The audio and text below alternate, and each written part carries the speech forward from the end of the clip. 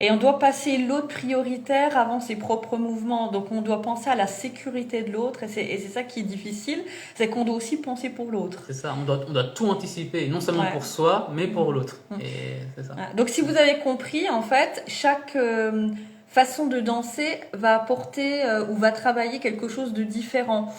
Donc si vous faites de la danse solo, vous allez plutôt travailler de l'estime de soi, la confiance en soi, parce que vous allez plutôt travailler sur votre corps, sur le visuel que vous avez de vous dans le miroir par exemple.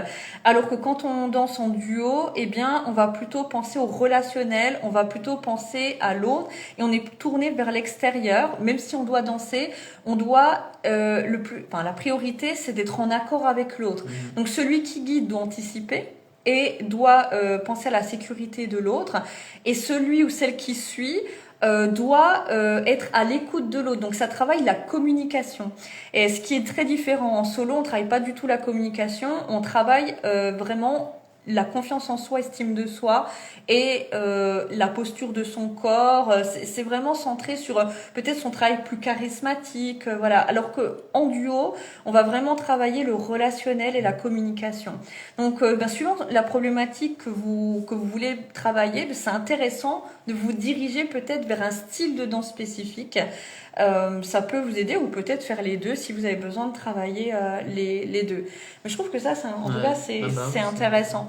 La danse, c'est pas toujours facile parce que il y a aussi des a priori. Je sais pas si toi, tu avais eu des a priori avant de commencer la danse, mais il y a beaucoup de gens qui ont des a priori sur la danse. La danse en général. La danse en général. Alors, la danse des gens en général, par exemple, de dire que c'est plutôt les filles qui dansent plutôt que les hommes, par exemple. Et la danse duo, c'est de penser qu'il faut forcément être en couple pour danser en couple. Ou quand on est en couple, on peut pas danser avec les autres. Par exemple, il y a ces a priori là. Ouais, c'est ça. Et ouais, on a beaucoup cet a priori là que déjà de un que ouais, il y a plus de c'est plus fait pour les filles la danse, etc. Alors que non, il y a de la plupart des danses ont été créées par les hommes. La plupart des danses ont été créées par les hommes, c'est vrai. Terrible. Soit les danses duo, etc. Les danses en duo, d'ailleurs, c'est les hommes d'abord qui dansaient entre eux. Là, je pense par exemple au tango ou même à d'autres danses. Oui. C'est qu'au départ, c'est les hommes qui dansaient entre eux. C'était les esclaves à l'époque. Exactement. Et c'est après qu'ils ont intégré les femmes. Mais au départ, c'était les hommes qui dansaient entre eux. C'était que les hommes qui dansaient, voilà. Et dans certaines tribus d'ailleurs. Moi, ça me fait toujours rire de parler de cette anecdote parce que c'est quelque chose qui existe. Je vous laisserai aller chercher un petit peu dans Google ou autre, etc. Mais il y a différentes tribus qui existent encore aujourd'hui où on choisit les partenaires par rapport à leur danse. C'est-à-dire que c'est les femmes qui sont assises autour et c'est les hommes qui dansent au milieu. Et les femmes choisissent les hommes par rapport à leur façon de danser qui peut plaire ou moins plaire, etc. suivant personne. Et donc, en fait, c'est les hommes, normalement, qui montreraient leur côté alpha par la danse. Voilà. C'est très masculin, à la base, en fait, la danse. C'est très masculin. Et puis, il y a des excellents danseurs connus mondialement qui sont des hommes. Pour moi, il n'y a pas de différenciation. C'est juste que, en fait, tu fais de la danse si tu aimes. Si tu n'aimes pas, que tu sois homme ou femme, si tu aimes, tu fais. Si tu n'aimes pas, tu fais pas. C'est ça. Ensuite, par rapport à la danse de couple, les préjugés qu'il peut y avoir, par rapport à la danse de couple, c'est que si tu es célibataire, c'est forcément pour rencontrer quelqu'un ou ça veut dire que tu n'es pas quelqu'un de fiable parce que tu vas toujours chercher à aller danser avec d'autres personnes, etc. Ou que tu es une personne qui est plus apte à tromper parce que tu fais de la danse de couple. Alors que non, en fait, tu peux vouloir juste faire de la danse pour... en fait, à la base, c'est... Ouais. nous, on le rappelle toujours parce qu'on donne aussi des workshops. Voilà, on propose aussi l'apprentissage de la danse et... on rappelle toujours aux gens que les danses de couple sont à la base des danses qu'on appelle dites sociales. Voilà. Et c'est pas du hasard si on appelle ça danse sociale. C'est que l'objectif, c'est de danser pour rencontrer des gens, mais pas forcément pour draguer des gens. C'est plutôt pour avoir une vie sociale et nouer du contact, même avec des gens avec qui on n'aurait jamais eu d'échange. Donc par exemple, c'est vrai que si vous allez pas dans une soirée où il n'y a pas de musique. Généralement, les gens vont rester en clan, assis à des tables ou des fauteuils, et puis ils vont pas trop bouger. Et si vous mettez de la musique et que les gens vont pouvoir commencer à danser, eh bien, il y a du contact qui va se faire parce que les tables vont se mélanger. Et c'est ça qui est intéressant, c'est que ça crée en fait des liens qui auraient peut-être pas eu ailleurs. Et le fait de danser en fait en duo, on parle souvent de danse duo plutôt que de danse de couple finalement, parce que c'est vrai que danse de couple, alors on pense plus souvent aux danses de salon, parce qu'il y avait beaucoup de personnes en couple qui allaient danser les danses de salon, puis il n'y avait pas forcément de changement de partenaire. Mais aujourd'hui, les danses de couple sont plutôt transformées en ce qu'on appelle des danses sociales, donc des danses duo, où l'objectif c'est d'aller à un événement, que ce soit cours, workshop, soirée, et de pouvoir danser avec tout le monde, qu'on soit en couple ou pas, et de démystifier un peu la danse, de séparer finalement la danse de l'aspect intime et sexuel, quoi. Puis il y a des codes aussi. C'est que on danse pas de la même manière avec la personne avec qui on est en couple qu'avec quelqu'un de lambda. Il y a une histoire de contact. Quelqu'un, par exemple, je pense au kizomba. Par exemple, quand tu danses avec quelqu'un que tu connais pas, tu vas pas créer contact avec la tête ou avec le buste ou le bas du corps, même si normalement tu dois pas le faire. Mais voilà, c'est quand tu danses en couple, par exemple, tu as plus de connexion au niveau de la tête, etc. On va être les postures qui sont différentes. Tout à fait. On va être connecté, mais on va avoir des contacts supplémentaires qu'on va pas avoir quand on danse avec quelqu'un avec qui on n'est pas en couple. Donc on peut danser collé serré, mais on va pas avoir les mains forcément positionnées au même endroit, on va pas avoir en effet la connexion de tête, sauf si c'est une personne avec qui on a confiance et puis qu'on sait qu'il n'y a pas d'ambiguïté. On peut très bien danser avec des amis comme ça, tête à tête, parce que on sait que ça restera sur le plan de passion, voilà. Mais c'est vrai que d'extérieur, quand on connaît pas, c'est quelque chose qui peut effrayer, puis on peut vite s'imaginer des choses. Mais la plupart du temps, les gens qui viennent sont vraiment là dans les vraies soirées latino et tropicales. Les gens viennent avant tout pour créer du lien. Mais pas forcément pour repartir avec quelqu'un. Voilà.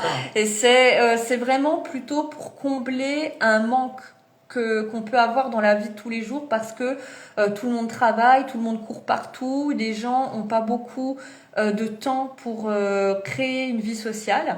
Ça devient de plus en plus difficile, d'autant plus qu'on commence avec la digitalisation, on passe beaucoup de temps sur les réseaux, et la danse, c'est un moyen rapide en fait de connecter du lien, d'avoir du lien avec des personnes.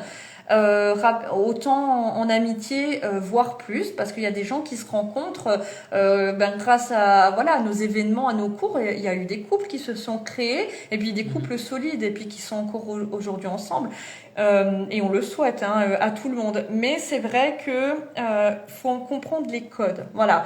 C'est-à-dire que si vous allez à des soirées ou des événements latinos, tropicales, n'hésitez pas peut-être à demander aux anciens ou aux professeurs, aux passionnés, quels sont les codes de danse à connaître, parce que c'est souvent des gens qui n'ont pas la connaissance qui amènent de l'ambiguïté. Donc c'est-à-dire que si par exemple il y a une personne qui pense que les soirées latino se passent comme en discothèque, par exemple, il va penser visuellement, il va avoir des gens qui sont collés serrés, donc il va penser que le code, c'est de frotter les gens, par exemple, voilà. Alors que c'est pas du tout le cas, c'est que justement, il y a une manière de tenir, il y a une manière de danser, il y a une manière on va dire de coller, pour que ce soit dans le respect et qu'il n'y ait pas d'intimité. Et ça, c'est très important. Il y a des personnes aussi qui vont penser que, par méconnaissance, que si quelqu'un est en couple mais va danser avec les autres, c'est que c'est forcément quelqu'un d'ouvert à d'autres relations plus libres. alors que ça n'a rien à voir, ça ne représente en aucun cas la vie privée. Et mais c'est plutôt une tolérance sociale, voilà. Et ça, c'est très important de pouvoir faire la différence et de pas hésiter à dire, ben voilà, moi je suis nouveau, je suis nouvelle, je viens d'arriver, j'aimerais savoir comment ça fonctionne. Est-ce qui invite, qu'est-ce qu'on peut faire et qu'est-ce qu'on peut pas faire. Voilà. Et c'est vraiment important. Par exemple, le nombre de danses que vous allez faire avec la même personne. Généralement, on danse 1 à 2 danses avec la personne.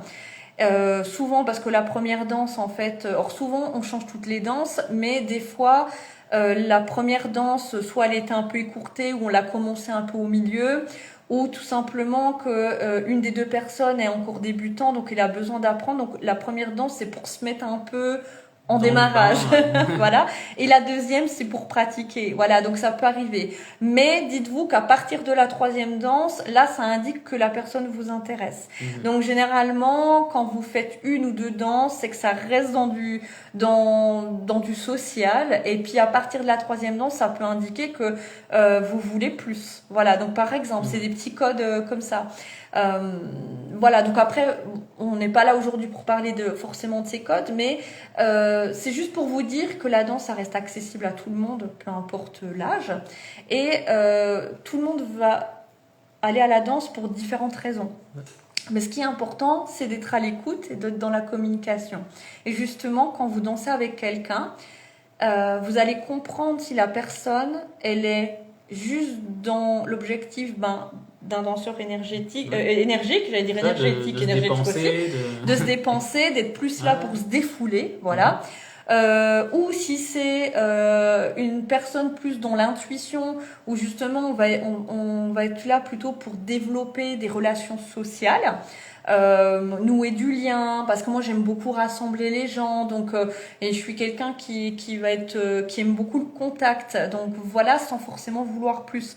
Mais c'est vrai que il y a des gens qui sont comme moi, qui ont besoin de se créer un petit monde comme ça à partir d'un fil conducteur, et c'est un peu ça. Mais il y a aussi des personnes qui vont être dans l'objectif de casser leur solitude, et que ils aimeraient peut-être en effet rencontrer quelqu'un, et ça peut ouvrir des portes. Et il y a aussi justement des indications, voilà, dans la façon de danser, etc., dans l'écoute. Et juste en fait par le positionnement ou dans l'attitude de la danse, vous allez pouvoir répondre ou non à la personne. Et ça, je trouve que c'est important d'être à l'écoute de ça. Et ça permet aussi d'éviter de blesser l'autre. Et ça, c'est vraiment important. Voilà. Comment on dit généralement un râteau, quand les gens, voilà, quand les gens ils vont, ils se lancent comme ça, et puis ils font ils se font un super discours, puis ils se prennent un râteau. Et bien l'avantage de la danse, c'est que ça évite de se prendre un râteau. C'est que on voit qu'il n'y a pas de feeling avec la personne. Et bien tout simplement, vous allez avoir votre réponse par la communication non verbale.